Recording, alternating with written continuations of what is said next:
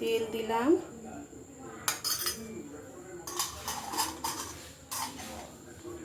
তেলটা গরম হলে আলু আর পটল একসঙ্গে দিয়ে দিলাম।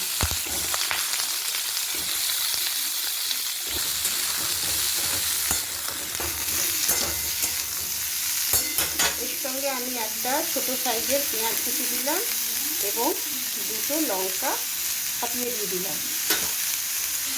1 চামচ হলুদ দিলাম, 1 চামচ জিরে দিলাম, 1 চামচ ধনে গুঁড়ো দিলাম এবং 1 ইঞ্চি সাইজে একটা আদা কুচি দিয়ে দিলাম। 1 চামচ লঙ্কার গুঁড়ো দিলাম এবং পরিমাণ মতো নুন দিলাম। একটু জল দিলাম।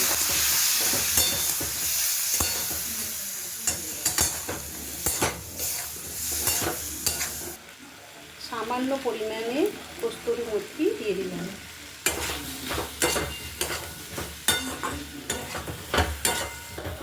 আমার ভালো করে কষানো হয়ে গেছে। এরপরে আমি কিছুটা জল দিলাম, দেওয়ার পরে এতে আমি চাপা লাগিয়ে দেব।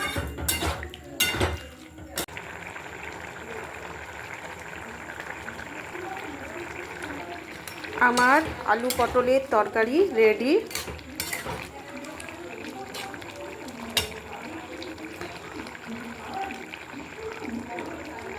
বর্তমান কর্মব্যস্ত যুগে কম মশলা এবং কম সময়ে কিভাবে রান্না করা হয় সেটাই আমি আজকে আপনাদেরকে দেখালাম।